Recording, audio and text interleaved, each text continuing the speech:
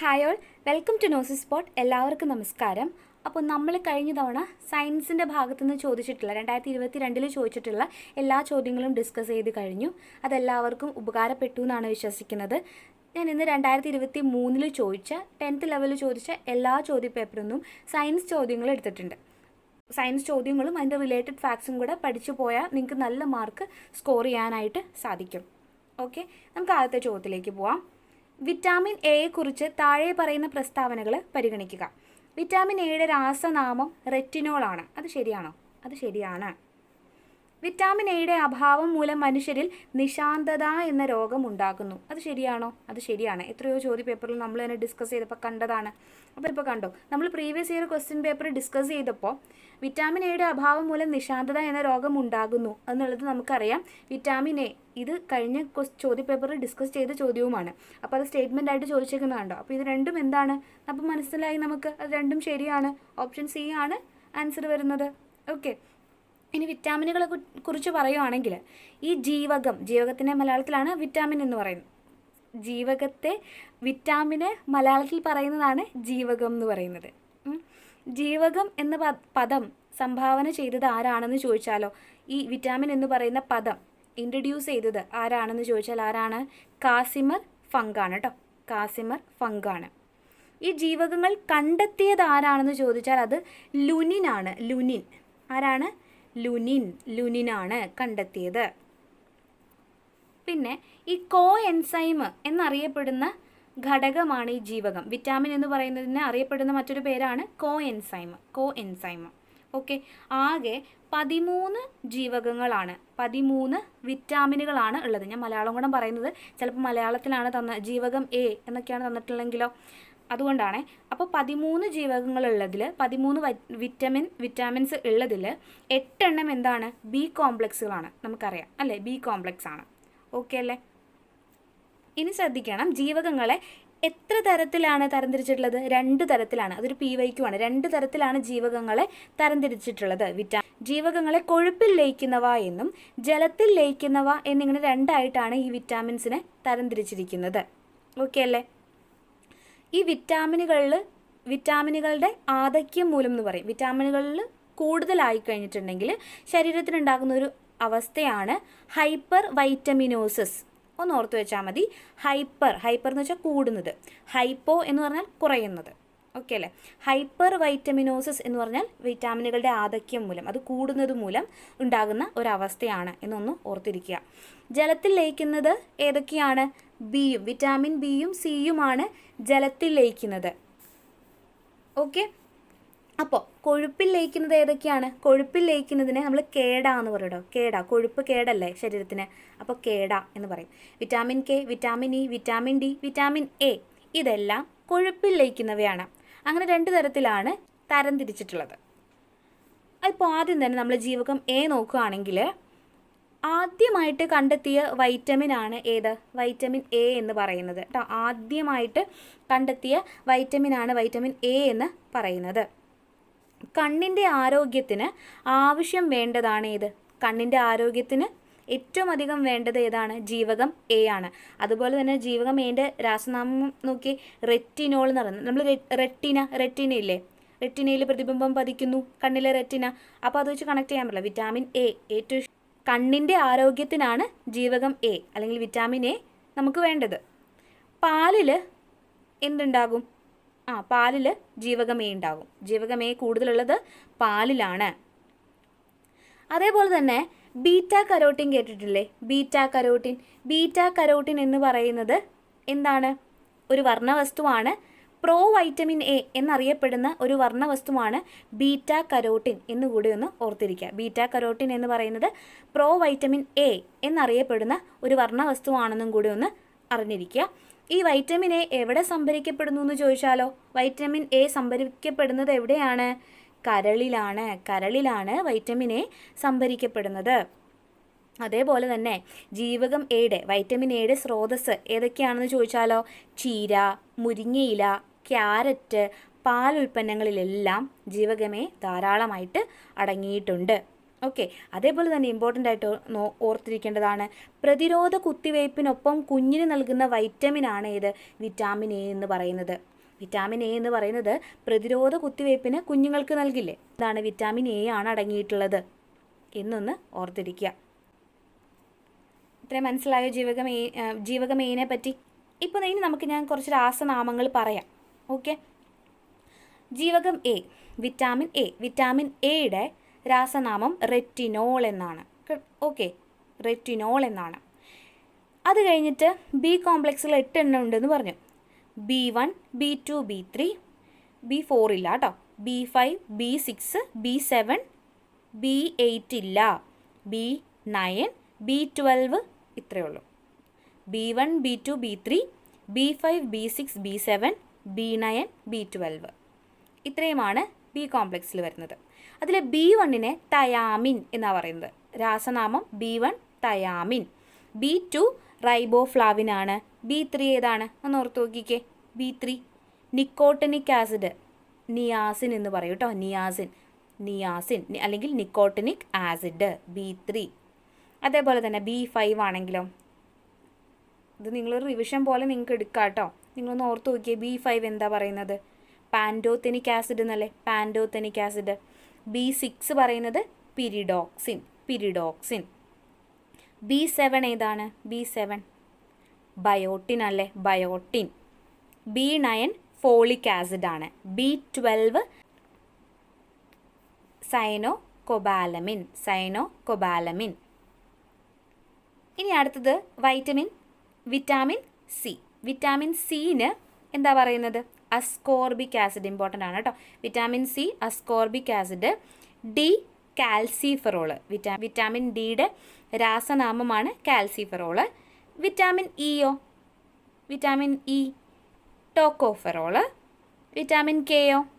ഫില്ലോക്വിനോൺ ആണ്. ഓക്കെ അല്ലേ? നിങ്ങൾക്ക് ഓർത്തെടുക്കാൻ പറ്റിയില്ലേ? ഇതൊന്ന് പഠിച്ച് വെച്ചിരിക്കണം. ഓക്കെ, ബാക്കി ജീവകങ്ങളെക്കുറിച്ച് വേറൊരു ക്ലാസ്സിൽ പറയാം കേട്ടോ. മനുഷ്യ ശരീരത്തിലെ ഏറ്റവും ചെറിയ അസ്ഥിയുടെ പേര്. മനുഷ്യ ശരീരത്തിലെ ഏറ്റവും ചെറിയ അസ്ഥിയുടെ പേരാണ് സ്റ്റേപ്പിസ്. സ്റ്റേപ്പിസ് എന്നാണ് മനുഷ്യ ശരീരത്തിലെ ഏറ്റവും ചെറിയ അസ്ഥിയുടെ പേര്. ഓക്കെ, ഈ അസ്ഥികളെക്കുറിച്ചുള്ള പഠനത്തെ നമ്മൾ എന്താ പറയുന്നത്? ഓസ്റ്റിയോളജി എന്നാണ് കേട്ടോ പറയുന്നത്. അത് ഓർത്തിരിക്കണേ, ഓസ്റ്റിയോളജി. ഓക്കെ, മനുഷ്യ ശരീരത്തിൽ ആകെ അസ്ഥികളുടെ എണ്ണം എന്ന് പറയുന്നത് 206 ആണ്. ഓക്കെ, അനുബന്ധാസ്ഥികൂടവും അക്ഷാസ്ഥികൂടവും ചേരുന്നതല്ലേ. അപ്പോൾ അനുബന്ധാസ്ഥികൂടത്തിലെ അസ്ഥികൾ എന്നെടുത്ത് ചോദിച്ചാൽ അത് 126 ആണ്. അക്ഷാസ്ഥികൂടത്തിലെ ചോദിച്ചാൽ അത് 80 ആണ് കേട്ടോ. അത് 80 ആണ്. അങ്ങനെ എത്രയാണ്? 206 ആണ് മനുഷ്യ ശരീരത്തിലെ ആകെ അസ്ഥികളുടെ എണ്ണം. അപ്പോൾ ഈ അസ്ഥികളുടെ ആരോഗ്യത്തിന് ആവശ്യമായിട്ടുള്ള ജീവകം വിറ്റാമിൻ ചോദിച്ചിട്ടുണ്ടെങ്കിൽ ഏതാണ്? അത് ഡി ആണ്. വിറ്റാമിൻ ഡി ആണ് അസ്ഥികളുടെ ആരോഗ്യത്തിന് ആവശ്യമായ വിറ്റാമിൻ. മനുഷ്യ ശരീരത്തിലെ ഏറ്റവും വലിയ അസ്ഥി ചോദിച്ചാൽ അത് ഏതാണ്? അത് തുടയലാണ് കേട്ടോ. തുടയൽ, ഫീമർ എന്ന് നമ്മൾ പറയും. എന്താണ്? ഫീമർ എന്ന് പറയും. അതാണ് മനുഷ്യ ശരീരത്തിലെ ഏറ്റവും വലിയ അസ്ഥി. മനുഷ്യ ശരീരത്തിലെ ഏറ്റവും ചെറിയ അസ്ഥി എന്ന് പറഞ്ഞാൽ ചെവിയിലെ അസ്ഥി ആയിട്ടുള്ള ഈ സ്റ്റേപ്പിസ് ആണ്. മനസ്സിലാവുന്നുണ്ടോ? ഓക്കെ അല്ലേ? സോ അടുത്ത ചോദ്യത്തിലേക്ക് പോവാം. കേരള കാർഷിക സർവകലാശാലയുടെ ആസ്ഥാനം എവിടെയാണ്? കേരള കാർഷിക സർവകലാശാലയുടെ ആസ്ഥാനം മണ്ണൂത്തി. പോയിന്റ്സ് നമ്മൾ കഴിഞ്ഞ ചോദ്യം ഡിസ്കസ് ചെയ്തപ്പോൾ പറഞ്ഞതാണ്. SCERT പോയിന്റ് എന്ന് ഞാൻ പറഞ്ഞതാണ് കേട്ടോ. ഇന്ത്യയിലെ ആദ്യ ഇക്കോ ടൂറിസം പദ്ധതി ഏതാണ്? തെന്മലയാണ് ഇന്ത്യയിലെ ആദ്യ ഇക്കോ ടൂറിസം പദ്ധതി. നെഫ്രൈറ്റിസ് രോഗം ബാധിക്കുന്ന മനുഷ്യ ശരീരഭാഗം ഏതാണ്? നെഫ്രൈറ്റിസ് രോഗം? വൃക്കയാണ് അല്ലേ? വൃക്ക. ശ്വാസകോശത്തെ ബാധിക്കുന്ന രോഗങ്ങൾ അത് നമ്മൾ കഴിഞ്ഞ ക്വസ്റ്റ്യൻ പേപ്പറിൽ ഡിസ്കസ് ചെയ്തെന്ന് ഓർക്കുന്നുണ്ടോ? ന്യൂമോണിയ, സാൾസ്, ബ്രോങ്കൈറ്റിസ് ഇതെല്ലാം ശ്വാസകോശത്തെ ബാധിക്കുന്ന രോഗങ്ങളാണ്. ഓക്കെ, അതേപോലെ തന്നെ വൃക്കേനെ ബാധിക്കുന്ന വേറൊരു രോഗമാണ് ബ്രൈറ്റ് രോഗം കേട്ടോ. ബ്രൈറ്റ് രോഗം അതൊന്ന് ഓർത്തിരിക്കണേ. ബ്രൈറ്റ് രോഗം. പേപ്പട്ടി വിഷം, പേവിഷബാധ. പേവിഷബാധ ഏതിനെയാണ്, ഏത് ഭാഗത്തെയാണ് പേവിഷബാധ? തലച്ചോറ് അല്ലേ, തലച്ചോറാണ്. ഇതൊക്കെ ഒന്ന് ഓർത്തിരിക്കുക. കുനോ നാഷണൽ പാർക്ക് ഏത് സംസ്ഥാനത്താണ്? മധ്യപ്രദേശിലാണ്. രാസസമവാക്യങ്ങൾ സമീകരിക്കപ്പെടുമ്പോൾ താഴെ പറയുന്നവയിൽ ഏതു ഗുണമാണ് സമീകരിക്കപ്പെട്ടിരിക്കുന്നത്? ഏതാണ്? പിണ്ഡം, മാസാണ് അല്ലേ, മാസാണ്. ആധുനിക ആവർത്തന പട്ടികയിൽ മൂലകങ്ങളെ ക്രമീകരിച്ചിരിക്കുന്നത് താഴെ പറയുന്നതിൽ ഏത് ഗുണത്തിൻ്റെ അടിസ്ഥാനത്തിലാണ്? അറ്റോമിക നമ്പറിൻ്റെ അടിസ്ഥാനത്തിലാണ്. ആധുനിക പീരിയോഡിക് ടേബിളിൻ്റെ ഫാദർ എന്നറിയപ്പെടുന്നത് ആരാണ്? ആധുനിക പീരിയോഡിക് ടേബിളിൻ്റെ പിതാവ് അറിയപ്പെടുന്നത് മോസ്ലിയാണ് അല്ലേ, മോസ്ലിയാണ്. ദ്രാവകാവസ്ഥയിലുള്ള ലോഹമായ മെർക്കുറിയുടെ അയിര് സിന്നബാറാണ്. ഓക്കെ അല്ലേ. പ്രഷർ കുക്കറിൽ ആഹാര സാധനങ്ങൾ വേഗത്തിൽ പാചകം ചെയ്യാൻ കഴിയുന്നത് താഴെ പറയുന്നതിൽ ഏത് കാരണം കൊണ്ടാണ്? എന്തുകൊണ്ടാണ്? മർദ്ദം കൂടുമ്പോൾ ജലത്തിൻ്റെ തിളനില വർദ്ധിക്കുന്നത് കൊണ്ട്. അടുത്ത ചോദ്യം, ഏതൊരു പദാർത്ഥത്തിനും അതിൻ്റെ തന്നെ അവസ്ഥ തുടരുവാനുള്ള പ്രവണതയിൽ നിന്നാണ് ചലന നിയമങ്ങൾ ന്യൂട്ടൺ പ്രസ്താവിച്ചത്? താഴെ പറയുന്നവയിൽ ഏത് ഗുണമാണത്? ഒരു ചലനാവസ്ഥയിൽ തുടരുവാനുള്ള പ്രവണത, അത് ജഡത്വമാണ്, ജഡത്വം. കൊതുകിൻ്റെ മുട്ട വിരിയുന്നതിന് എടുക്കുന്ന ദിവസം 8 ദിവസമാണ് കേട്ടോ, 8 ദിവസം. പുകവലി മൂലമുണ്ടാകുന്ന രോഗം ഏതാണ്? ബ്രോങ്കൈറ്റിസ് ആണ്, ബ്രോങ്കൈറ്റിസ്. ലോകാരോഗ്യ സംഘടനയുടെ ആസ്ഥാനം എവിടെയാണ്? ജനീവയാണ്. ലോകാരോഗ്യ സംഘടനയുടെ ആസ്ഥാനം ജനീവയാണ്. ശരീരത്തിലെ ഏറ്റവും വലിയ ഗ്രന്ഥി ഏതാണ്? അത് കരളാണ്. കരളാണ് ശരീരത്തിലെ ഏറ്റവും വലിയ ഗ്രന്ഥി. ഒരു ചലനരഹിത സന്ധിക്ക് ഉദാഹരണം? ചലനരഹിത സന്ധിക്ക് ഉദാഹരണമാണ് തലയോട്ടിയിലെ സന്ധി. താഴെ തന്നിരിക്കുന്നവയിൽ നിന്ന് ഒരു വിസർജന അവയവം തെരഞ്ഞെടുക്കുക. ഏതാണ്? വൃക്കയാണ്, വൃക്ക. ഹൃദയത്തിൽ 4 അറകളുള്ള ജീവിയാണ് മനുഷ്യൻ. കേരളത്തിലെ ഇപ്പോഴത്തെ ആരോഗ്യമന്ത്രി ആരാണ്? വീണ ജോർജാണ്. താഴെ കൊടുക്കുന്നവയിൽ വെള്ളത്തിൽ ലയിക്കുന്ന വിറ്റാമിൻ ഏതാണിതിൽ? വിറ്റാമിൻ ബി ആണ്, വിറ്റാമിൻ ബി. മാരകമായ അസുഖം കാരണം ദുരിതം അനുഭവിക്കുന്ന 18 വയസ്സിൽ താഴെയുള്ള കുട്ടികളുടെ ചികിത്സാ പദ്ധതി താലോലമാണ്. ഓക്കെ, 10th പ്രിലിംസിന് ചോദിച്ചിട്ടുള്ള എല്ലാ പദ്ധതികളും ഉൾപ്പെടുത്തിയൊരു വീഡിയോ ഞാൻ അപ്ലോഡ് ചെയ്യാം കേട്ടോ.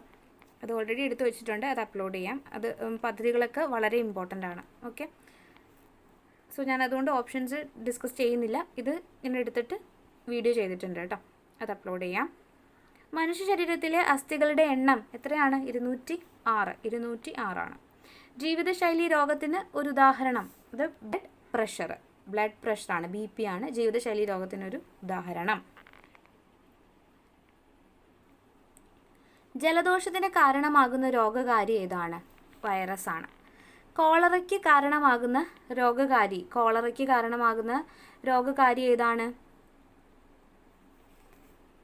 കോളറ ഒരു ബാക്ടീരിയ രോഗമാണ് കേട്ടോ, കോളറ. ഏതൊക്കെയാണ് ബാക്ടീരിയ രോഗങ്ങൾ? ക്ഷയം, വില്ലൻ ചുമ, കുഷ്ഠം, പിന്നെ എന്താണ്? ഡിഫ്തീരിയ, ടൈഫോയിഡ്, പിന്നെ ഏതാ? ന്യൂമോണിയ, എലിപ്പനി, ടെറ്റനസ്, കോളറ, പ്ലേഗ്, പിന്നെ ആന്ത്രാക്സ്. ഇതെല്ലാം എന്താണ്? ബാക്ടീരിയ രോഗങ്ങളാണ് കേട്ടോ, ബാക്ടീരിയ രോഗങ്ങളാണ്. അപ്പോൾ വൈറസ് രോഗങ്ങൾ ഏതൊക്കെയാണ്? കോവിഡ്-19, പേവിഷബാധ, അതേപോലെ തന്നെ ചിക്കൻ പോക്സ്, എയ്ഡ്സ്, സാർസ് രോഗം, പോളിയോ, ഹെപ്പറ്റൈറ്റിസ്, ഇപ്പോൾ പറഞ്ഞ ജലദോഷം, പക്ഷിപ്പനി, പന്നിപ്പനി, ചിക്കൻ ഗുനിയ, എബോള, വസൂരി, മീസിൽസ്, മുണ്ടിനീര്, ഇതെല്ലാം വൈറസ് രോഗങ്ങൾക്ക് ഉദാഹരണങ്ങളാണ്. ഓക്കെ, ഒന്ന് ഓർത്തിരിക്കണേ.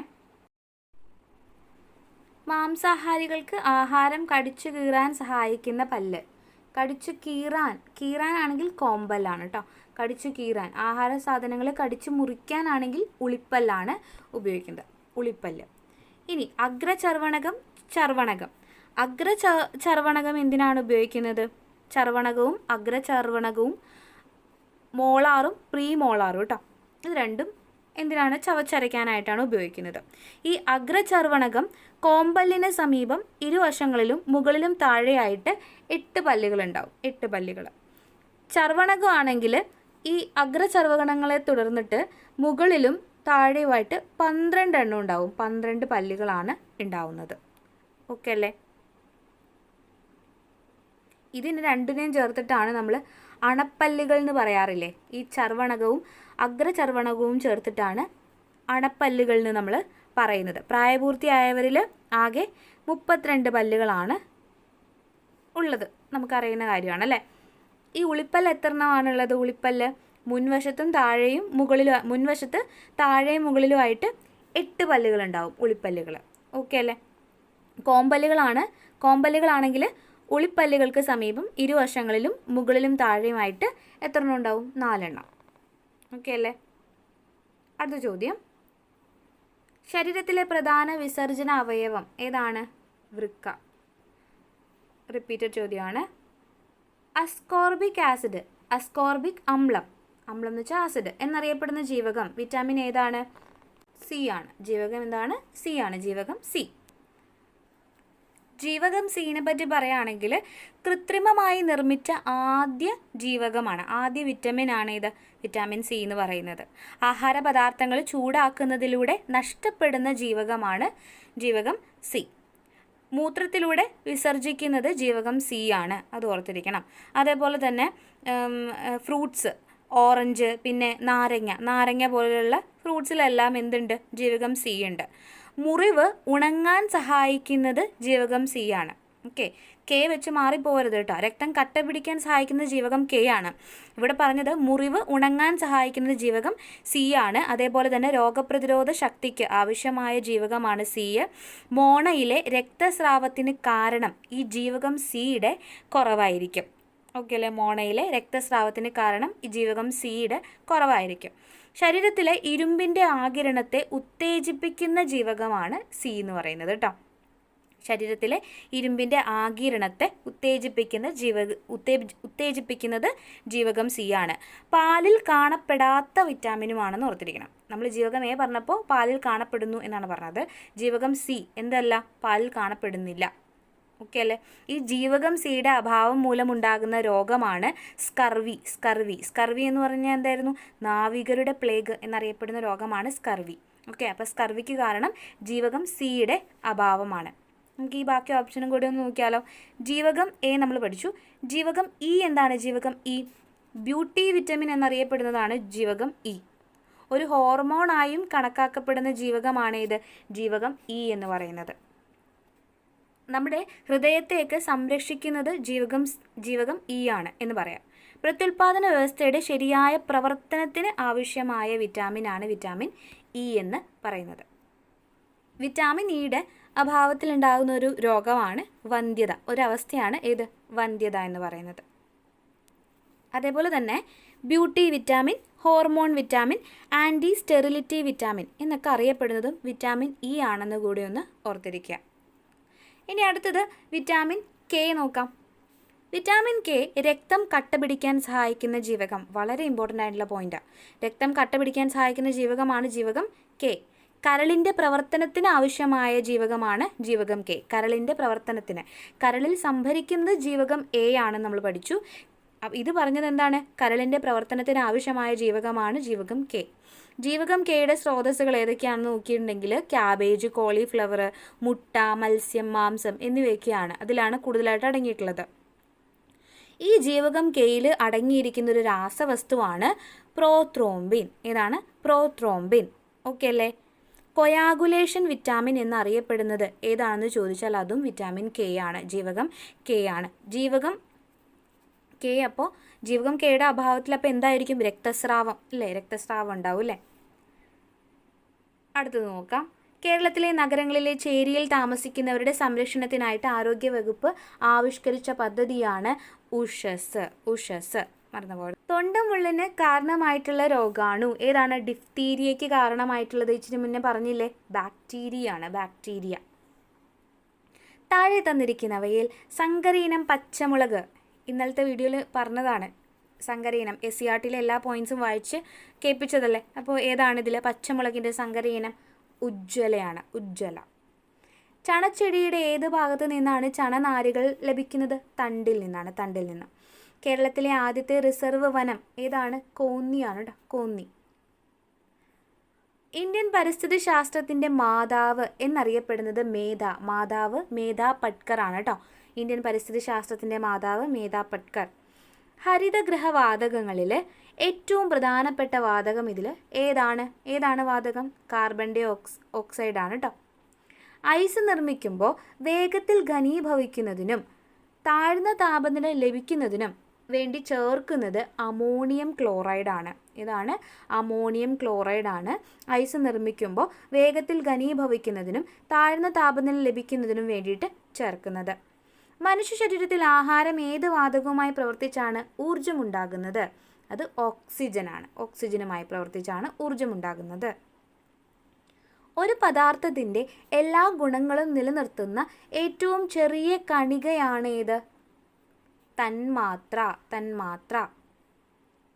തെളിഞ്ഞ ചുണ്ണാമ്പ് വെള്ളത്തിലേക്ക് കാർബൺ ഡൈ ഓക്സൈഡ് വാതകം കടത്തിവിടുമ്പോൾ ഉണ്ടാകുന്നത് എന്താണ്?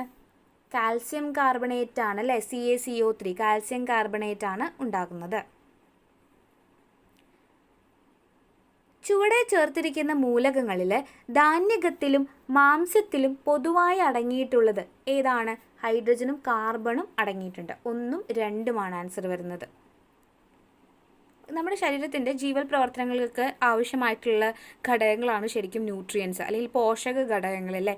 അതിനെക്കുറിച്ച് പറയുകയാണെങ്കിൽ ഈ ധാന്യകം, മാംസ്യം, കൊഴുപ്പ്, ധാതുക്കൾ, പിന്നെ വിറ്റാമിനുകൾ, പിന്നെ ജലം, ഇതൊക്കെയാണ് ശരീരത്തിന് ആവശ്യമായിട്ടുള്ള പോഷക ഘടകങ്ങൾ എന്ന് പറയുന്നത്. ഇതിന് ഓരോന്നിനും ഓരോ ധർമ്മമുണ്ട് അല്ലേ.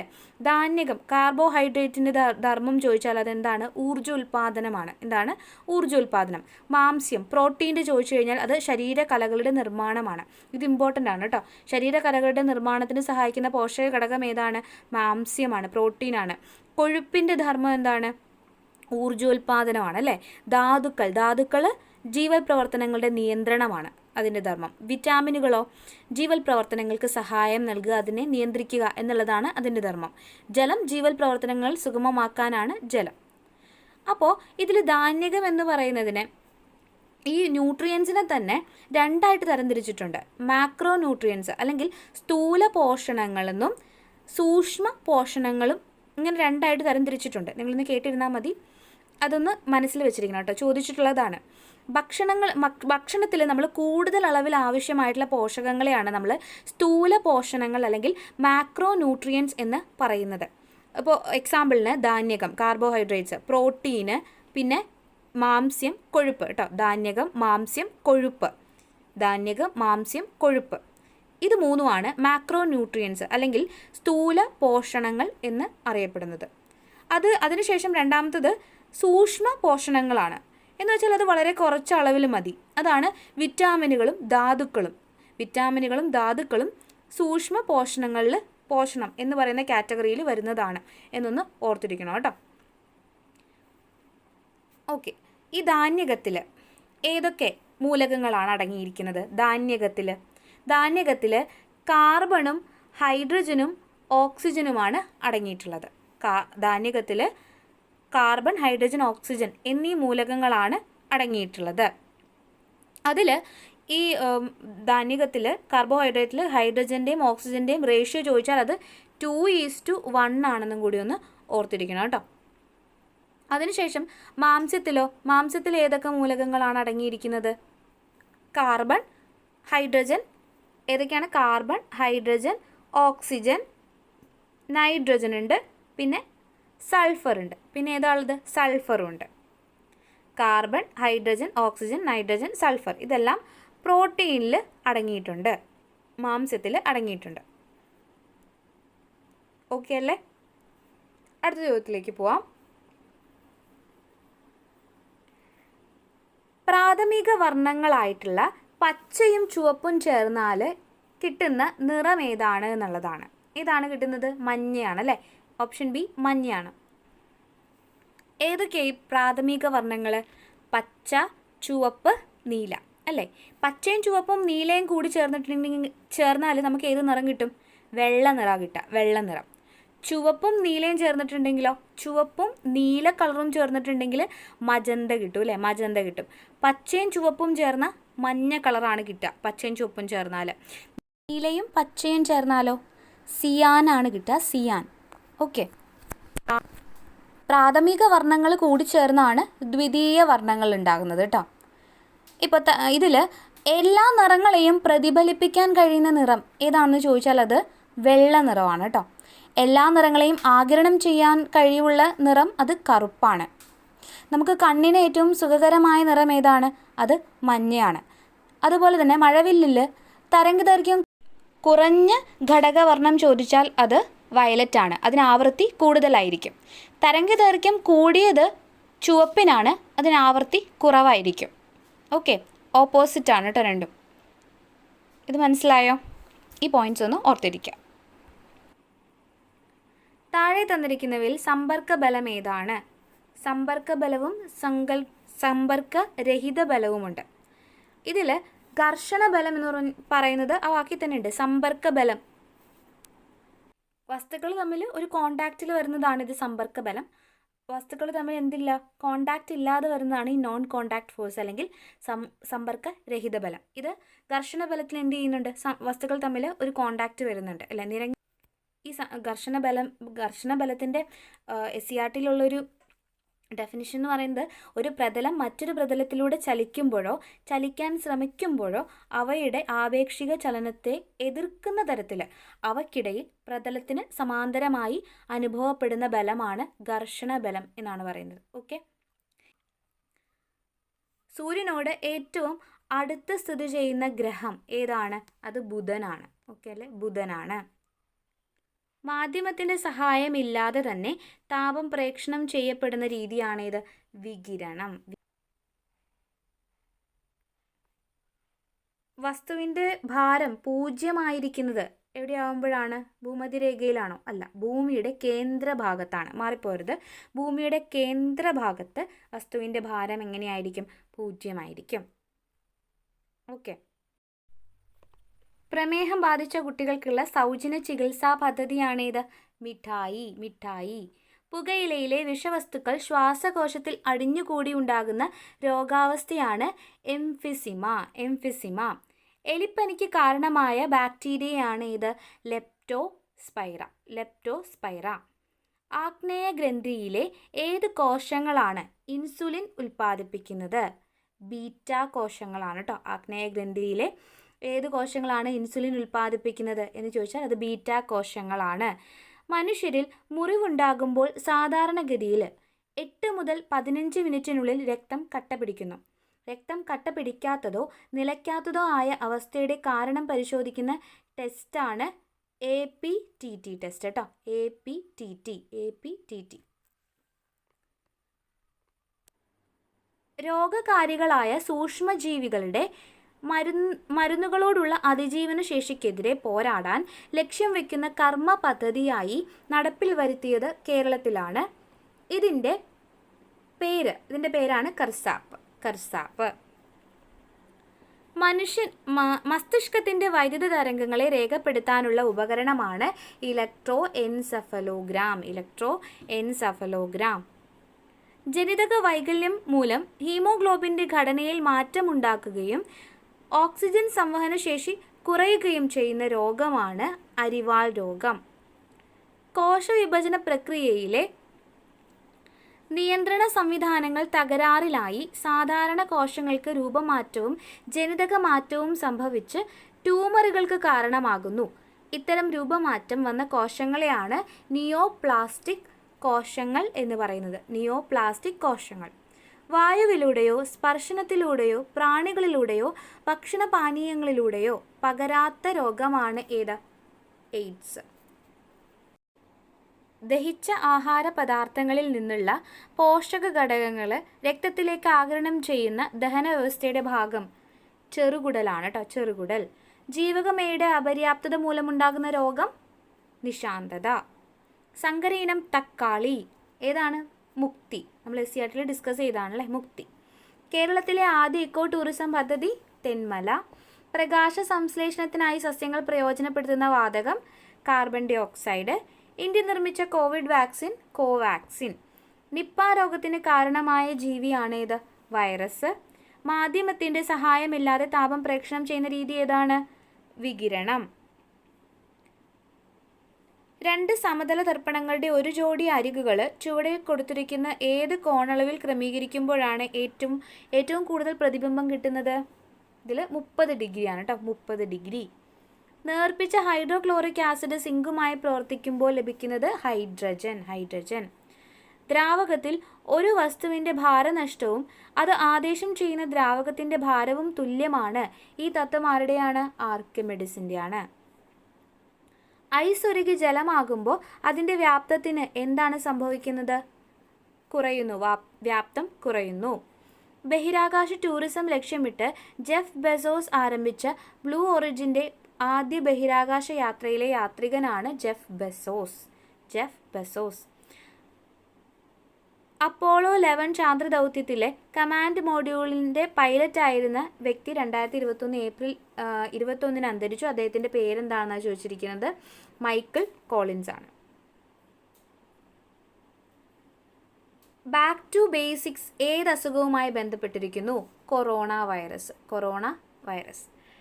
നിലവിൽ കേരള ആരോഗ്യമന്ത്രി, റിപ്പീറ്റഡ് ചോദ്യമാണ്, വീണ ജോർജ്. പക്ഷിപ്പനിക്ക് കാരണമായ സൂക്ഷ്മജീവി വൈറസാണ്. ലോക ജനസംഖ്യാ ദിനം ജൂലൈ 11. ലോകാരോഗ്യ സംഘടനയുടെ ആസ്ഥാനം ജനീവ. ഓങ്കോളജി ഏത് അസുഖത്തെക്കുറിച്ചുള്ള പഠനമാണ്? ക്യാൻസർ. DPT വാക്സിൻ കുട്ടികൾക്ക് നൽകുന്നത് താഴെ പറയുന്നവയിൽ ഏത് അസുഖം പ്രതിരോധിക്കാനാണ്? ഏതാണ്? വില്ലൻ ചുമയാണ് കേട്ടോ, വില്ലൻ ചുമ. സിക്ക വൈറസ് ബാധയ്ക്ക് കാരണമായ കൊതുക് ഇനം ഏതാണ്? ഈഡിസ് കൊതുകുകളാണ് കേട്ടോ. സംയോജിത ശിശു വികസന സേവന പദ്ധതി ICDS ആരംഭിച്ച വർഷം 1975. ദേശീയ ആരോഗ്യ ദൗത്യത്തിൻ്റെ ഭാഗമായി എത്ര ജനസംഖ്യയ്ക്കാണ് ഒരു ആശാപ്രവർത്തകയെ നിയോഗിച്ചിട്ടുള്ളത്? 1000 ആണ്. 1000. ORT ഏത് അസുഖത്തിന് നൽകുന്ന പ്രതിരോധമാണ്? വയറിളക്ക രോഗങ്ങൾക്കാണ് കേട്ടോ. സിറം ഇൻസ്റ്റിറ്റ്യൂട്ട് ഓഫ് ഇന്ത്യ സ്ഥിതി ചെയ്യുന്നത് എവിടെയാണ്?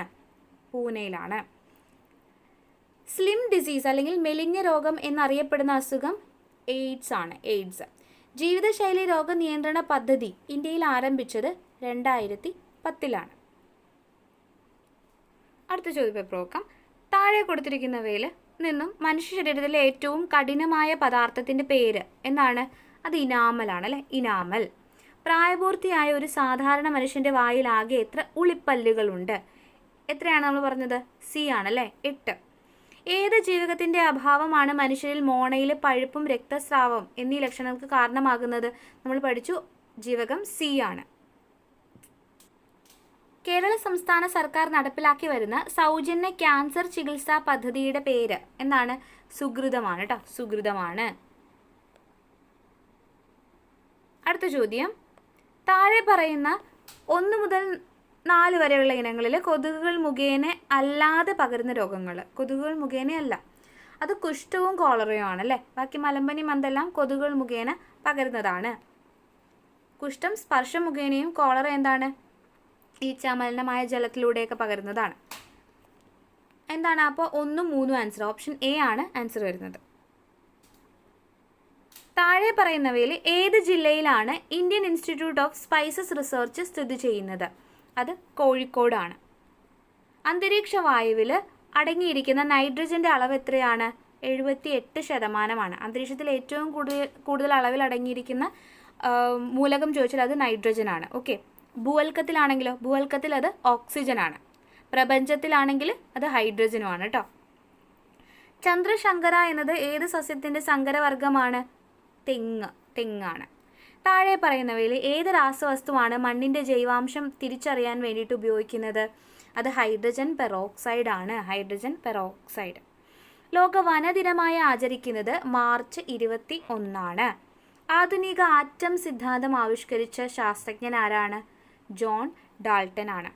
സിങ്കിൻ്റെ അയിര് ഏതാണ്? സിങ്കിൻ്റെ അയിര് കലാമിൻ. കാലാവസ്ഥാ ബലൂണുകളിൽ നിറയ്ക്കുന്നതിനായിട്ട് ഉപയോഗിക്കുന്ന ഉത്കൃഷ്ട വാതകം ഏതാണ് എന്ന് ചോദിച്ചാൽ അത് ഏതാണ്? ഹീലിയമാണ്. ഹീലിയം. ഭൂവൽക്കത്തിൽ ഏറ്റവും കൂടുതലായിട്ട് കാണപ്പെടുന്ന മൂലകം ഏതാണ്? ഭൂവൽക്കത്തിൽ ഇച്ചിരി മുന്നേ പറഞ്ഞില്ലേ, ഓക്സിജൻ ആണ്. വാഹനങ്ങളിലെ ബാക്ടറിയയിൽ ഉപയോഗിക്കുന്ന ആസിഡ് ഏതാണ്? അത് സൾഫ്യൂരിക് ആസിഡ് ആണ്.